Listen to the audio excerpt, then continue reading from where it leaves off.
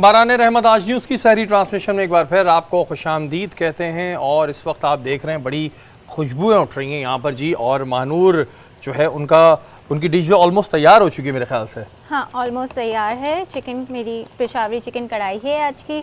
इसके साथ जो मैं आज सर्व करूँगी वो स्टॉमेलन जूस होगा। ग्रेट। ये ऑलमोस्ट मेरी डन है, बस थोड़ी सी गार्निश अच्छा, इसका बताएं ना कि इसको बनाया कैसे, जल्दी जल्दी हमें इंग्रेडिएंट्स बताएं, क्या डाला आपने, किस तरह बनती है ये कढ़ाई। सबसे पहले तो हमने इसमें ऑयल डाल के चिकन और अदरक लहसुन का पेस्ट डाल के इसको अच्छे से इसकी भुनाई कर ली, यानी चिकन की हीक निकाल ली। फिर उसमें हमने मोटा गरम मसाला डाला, उसको हल्का सा घुमाया, फिर उसमें हमने टमाटर का पेस्ट डाल दिया। टमाटर का पेस्ट मैंने इसलिए यूज़ किया है ताकि इससे जल्दी से आपकी कढ़ाई झटपट बन जाए, वरना टमाटरों को आप ब्लेंड करें या फिर उसको आप डायरेक्ट ऐसे डाल दें तो टाइम थोड़ा फ़र्क आ जाता है। तो हमें यहाँ पे टाइम कम होता है, तो उसकी वजह से मैंने जल्दी से उसमें ब्लेंड करके डाल दिया। अब उसमें हमने बाकी कुटी हुई लाल मिर्चें डाली हैं, नमक डाला है, हल्दी डाली है, इसके अंदर थोड़ा सा सफ़ेद ज़ीरा भी डाला है। अब इसको मैं चिकन को और टमाटरों को अच्छे से भुनाई करूँगी, थोड़ा सा इसका पानी सूख जाए।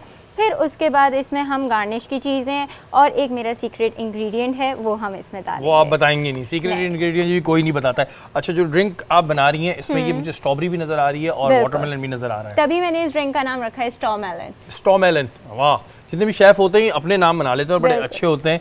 और इसमें क्या क्या है, ये सोडा है जी, ये बिल्कुल सोडा है, शुगर सिरप है। अगर हमें लगे कि चीनी के हिसाब से कि नहीं थोड़ा सा खट्टा हो रहा है, क्योंकि स्ट्रॉबेरीज़ का पता नहीं होता है, कुछ मीठी भी निकलती हैं कुछ खट्टी भी निकलती हैं, तो उसमें यह है कि आप स्पेयर में चीनी रखें ताकि आप उसको डाल सकें, ताकि ज़्यादा पतला आपका जूस ना हो। थोड़ा सा उसमें एक तरीके से टेक्सचर होना चाहिए, थोड़ा गाढ़ा उसका। बिल्कुल तो जी, और बड़ी ज़बरदस्त यहाँ से खुशबू भी है। और डेफिनेटली जो हमने कल भी ट्राई किया था वो बड़ा ज़बरदस्त था। और जो है इसी तरह के हमें खाने पूरी सहरी में मिलते हैं और फिर उसके बाद हमारा वेट बढ़ता है। शाह नज़ीर साहब हमारे साथ मौजूद हैं। आप ये बताएंगे जी, ज़फ़र तो कोशिश कर रहे हैं कि जिन लोगों को डायलिसिस है और उनकी ट्रीटमेंट की जाए, लेकिन अगर हमें अपने गुर्दों को सेव रखना है, हमारे यहाँ बहुत से लोगों को पता ही नहीं चलता है, जैसे ज़फ़र ने बताया उनको अरसे से शुगर होती है, फिर वो किडनी पर अटैक करती है। अगर इन चीज़ों को आपने अपनी किडनी को सेफ रखना है, साफ़ रखना है, तो उसके लिए क्या चीज़ों का इस्तेमाल करना चाहिए? शरीफ देखिए, जिस तरीके से अभी ज़फ़र भाई ने बताया कि जब क्रेटिनाइन अप एंड डाउन होता है तो उसका सबसे ज़्यादा दारोमदार जो होता है ब्लड प्रेशर और शुगर पे होता है। जब शुगर आपका बहुत ज़्यादा बढ़ा हुआ होता है और आप छुप छुप के बदपरहेजियाँ भी कर रहे होते हैं, तो उसमें यह है कि जब शुगर बढ़ता है फिर कम होता है, इसी तरीके से ब्लड प्रेशर भी जब बढ़ता है फिर वापस कंट्रोल होता है, बार बार इस तरह अप एंड डाउन होता है, तो इसका डायरेक्ट असर आपकी किडनीज़ पे पड़ता है, जिस पे यूरिक एसिड भी बढ़ता है, यूरिया भी बढ़ता है, जिसे बन क्रेटिनाइन कहते हैं। और जो क्रेटिनाइन जब बढ़ना शुरू हो जाता है एक बार, तो फिर बहुत ज़्यादा एहतियात की ज़रूरत होगी आपको। इसमें आपने मेथी, पालक, टमाटर और बीफ, रेड में जो मीट होते हैं, गोश्त वगैरह होती हैं, ये चीज़ें बंद करनी होती हैं, दालें बंद करनी होती हैं और पानी का टेक नॉर्मल करना होता है। अगर आप डायलिसिस की तरफ चले गए तो फिर सिर्फ आपने एक घूंट पानी, इससे ज़्यादा नहीं पी सकते।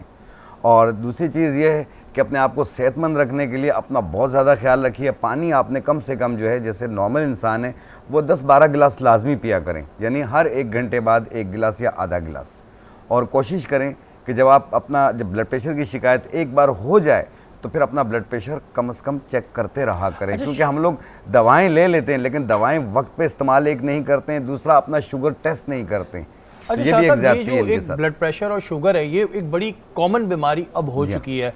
हर चौथे पांचवें लड़के को, अब हम ये नहीं कह सकते कि एज ज़्यादा होगी तो होगा, लड़कों में भी ये बीमारियां आ रही हैं, लड़कियों में भी आ रही है, तो ये इतनी कॉमन क्यों हो गई, क्या रीज़न है इसके? देखिए, इसके कई रीज़न है। आपका लाइफ स्टाइल है, आपका लाइफ स्टाइल तब्दील हो चुका है। आप सारे काम घर पे बैठ के कर रहे हैं। अगर बेड पे हैं तो बेड पे ही आप खाना खा रहे हैं, वहीं पे आप कंप्यूटर पे काम भी कर रहे हैं, वहीं पे आप फ़ोन भी सुन रहे हैं और फिर सो जाते हैं। कोई वॉक नहीं है, कुछ भी नहीं है। और दूसरा, ज़हनी स्ट्रेस बहुत ज़्यादा, ये इसकी रीज़न्स होती हैं, जिसकी वजह से आपका वेट गेन होना शुरू होता है, जिसकी वजह से कई प्रॉब्लम्स जन्म लेती हैं। इसमें ब्लड प्रेशर भी है और शुगर भी है। और एक शुगर होती है विरासत से, ख़ानदानी शुगर होती है कि वालिदैन में है तो फिर बच्चों में भी आ रही होती है। एक होती है ज़हनी स्ट्रेस की वजह से, और दूसरी शुगर होती है बाज़ लोगों को पेट की वजह से भी शुगर हो जाती है, कॉन्स्टिपेशन या पेट के अमराज की वजह से, जो कि बाद में ठीक हो जाती है। लेकिन यह है कि अपना, इसलिए हम कहते हैं कि अपने डॉक्टर का मशवरा ज़रा जारी रखा करें, अपना चेकअप वगैरह करवाया करें। बिल्कुल जी, लाइफ स्टाइल चेंज करने की इस वक्त में बड़ी ज़रूरत है। और जहाँ तक बात हुई स्ट्रेस की, तो हमारे मुल्क के हालात ही कुछ ऐसे हैं कि जिसमें हर बंदा ही स्ट्रेस में, और ये कहना कि स्ट्रेस ना लें ये तो नहीं है, लेकिन फिर भी अल्लाह की रस्सी को मजबूती से थाम के रखें और इंशाल्लाह बेहतर होगा। मोहसिन भाई, बात हो रही है, एक चीज़ मैं कहना चाहूँगा कि जिस तरीके से लाइफ स्टाइल की मैंने बात की है, कम से कम अपनी सेहत का ज़रूर ख्याल रखें, अपनी ज़िंदगी में थोड़ा सा वॉक को एक हिस्सा बना लें। बिल्कुल। अगर थोड़ा सा भी काम होता है, हम बाइक पे जा रहे होते हैं, कहीं पे भी जा रहे होते हैं बाइक पे, कम से कम एक खाना खाने के बाद एक 40 कदम तो चल लिया करें।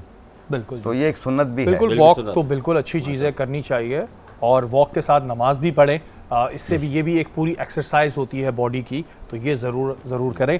मोहसिन भाई, बात हो रही है फलाही कामों के हवाले से, और फलाही काम करने वालों की तो बहरहाल दर्जा ही कुछ और है। इस्लाम में इसकी क्या फ़जीलत बयान की गई है? जो लोग फलाही काम करते हैं उनके लिए इस्लाम क्या कहता है? औज़ु बिल्लाहि मिनश शैतानिर रजीम, बिस्मिल्लाहिर्रहमानिर्रहीम।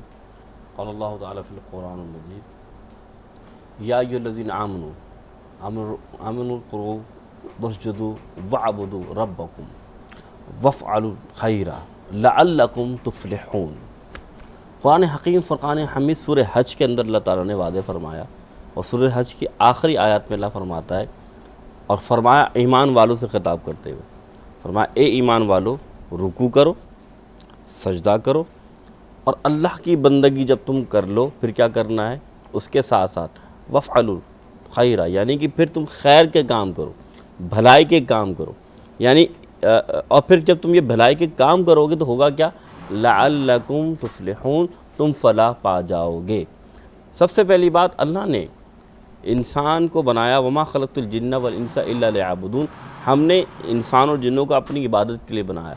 इबादत के दो आप सबने कैटेगरीज कर लीजिए, एक है हुकूकुल्लाह और एक है हुकूकुल इबाद। बिल्कुल, हुकूकुल्लाह नमाज़ पढ़ना, ज़कात देना, आप हज करना, रमज़ान के रोज़े रखना, ये अल्लाह ताला के हकूक़ हैं।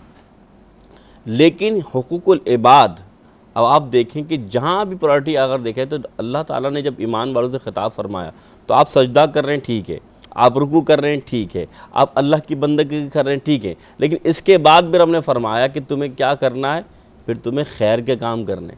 कामयाबी उस शख्स को मिलेगी जो सिर्फ इबादत ही नहीं करेगा, यानी सिर्फ हकूक़ुल्लाह करने वाले को कामयाबी नहीं मिलेगी। कामयाबी किसको मिलेगी, जो हुकूक़ुल इबाद भी पूरे करेगा, यानी भलाई के काम करेगा। अभी जैसे ये जो अब ज़फ़र भाई हैं और भी जो दीगर तंजीमें जो खिदमत करती हैं, ये जो इंसानियत की खिदमत करना है, पता है क्या है, ये है क्या, अल्लाह ने फरमाया कि ये क्या है, ये जो मखलूक है अयालुल्लाह, ये अल्लाह का कुंबा है। कुंबे से मुराद कि ये पूरी इंसानियत जो है अल्लाह ताला से अपना कुंबा बयान फरमाया है। और हदीस बुखारी शरीफ की हदीस है कि रोज़े महशर अल्लाह ताला के सामने एक बंदा आएगा, अल्लाह फरमाएगा, ए बंदे, मैं भूखा था, तूने मुझे खाना नहीं खिलाया। बंदा कहेगा, मौला, तो वो तो यानी कि बेनियाज हस्ती, तुझे खाने की क्या ज़रूरत। तो अल्लाह ताला फरमाएगा, मेरा फ़ला बंदा तेरे दर पर आया, वो भूखा था, तू उसे खाना खिलाता तो समझ ले वो मैं ही था। अब इसी तरह का कि मेरे पास यानी कि कपड़े ना थे, तूने मेरे कपड़े नहीं पहनाए। अल्लाह ताला इन चीज़ों बेनियाज है, लेकिन अल्लाह बताना क्या चाह रहा है कि गरीबों की मदद करना, चाहे कपड़ों के ज़रिए हो या माल के ज़रिए हो या भूख के ज़रिए हो, ये बहुत बड़ा काम है। और ये फलाही काम क्यों है, फिर मैंने आपके सामने जो हदीस बयान पहले भी फरमाई थी, खैरुन्नास यनफ़उन्नास, तुम में से बेहतर इंसान वो है जो दूसरों के लिए नफ़ा बख्श है। अब आपका हर अमल नफ़ा बख्श होना चाहिए, यही इंसानियत की भलाई है। आज का दौर, मैं आपके सामने एक हदीस रखना चाहता हूँ। हुज़ूर अकरम सल्लल्लाहु अलैहि वसल्लम के एक साहबी ने पूछा, या रसूलल्लाह, सारे काम भलाई के हैं, लेकिन भलाई के कामों में सबसे बेहतर काम कौन सा है? तो हुज़ूर ने फरमाया कि भूखों को खाना खिलाना। हाँ, सुभान अल्लाह। यानी अगर आप किसी भूखे को खाना खिलाते हैं, क्यों खिलाते हैं, पता है आज हालात क्या है? ये जो आप ज़फ़र भी बात कर रहे थे और शेरी भाई भी आप ब्रेक पे बात कर रहे थे, हालात ऐसे हैं कि एक बाप कमाता है, उसके 2 बच्चे हैं। मैं आपको एक वाक़या अर्ज़ कर रहा हूँ, तो और ये वाक़या सच्चा है, जहाँ तक मुझे इल्म हुआ कि क्या बात हुई कि 3 बच्चे हैं, यानी कि 2 बेटे हैं और एक छोटी बेटी है, और माँ बाप बेचारे गरीब हैं। बाप कमा कमा के थक गया, मर गया।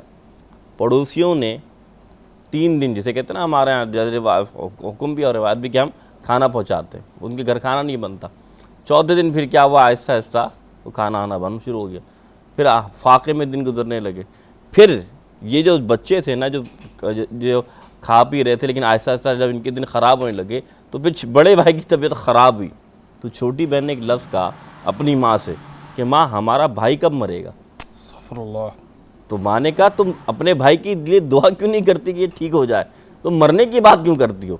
उसने कहा क्यों? इसलिए अम्मा जब भाई मरेगा ना तो पड़ोसी खाना देंगे। अस्तगफुरुल्लाह। आज हमारा हाल यही है कि हम जिंदे जो इंसान होता है ना उसकी कदर नहीं करते, जब मर जाते हैं ना फिर हम पूछते हैं खुदारा ये फलाई काम, ये भलाई के काम, चाहे आप गुर्दे ट्रांसप्लांटेशन का आप जयपुर अस्पताल बना रहे हो, चाहे आप भूखे को खाना खिला रहे हो। शहरी भाई माशाल्लाह करंगी के अंदर मोहम्मद रसूलुल्लाह एक दस्तरखान खोला, अभी काम शुरू किया है, तो यकीन माने मैं दुआ देता हूँ कि ये काम जो कर रहा है, यकीन माने ये अल्लाह उसके रसूल की रज़ा के लिए कर रहा है। हुज़ूर ने फरमाया जो शख्स ये काम करता है ना उनमें 3 शख्सों को ना जन्नत की बशारत है। पहला कौन? जिसने हुक्म दिया कि भाई ये खाने का बंदोबस्त करो, दूसरा जो बंदोबस्त कर रहा है यानी बना रहा है, तीसरा जो पहुंचा रहा है। तीनों शख्स अल्लाह के हुक्म से जन्नत में चले जाएंगे। सुभान अल्लाह। और ये जब हम इस तरह की चीज़ें सुनते हैं, ज़फ़र से भी अभी मेरी ब्रेक में बात हो रही थी, तो ऐसी चीज़ें जब हम सुनते हैं बाखुदा हमारे रोंगटे खड़े हो जाते हैं। और हम तो बड़ी लैवी ज़िंदगी जी रहे हैं, हमें शायद नहीं पता कि ठीक है हमारे पास है, लेकिन हमारे पड़ोस में क्या हाल है, हमारे पड़ोस में जो लोग हैं उन्होंने खाया नहीं खाया, बहुत लोग तकलीफ़ में, बहुत परेशानी में। खुदारा ये जो लोग फलाही काम कर रहे होते हैं, जो बहुत अच्छा काम कर रहे हैं, और उनके बारे में हम ये कह सकते हैं कि हाँ जो ये रकम आपसे ले रहे हैं इसको फ़लाह के कामों में ही लगा रहे हैं, खुदारा इनकी मदद कीजिए।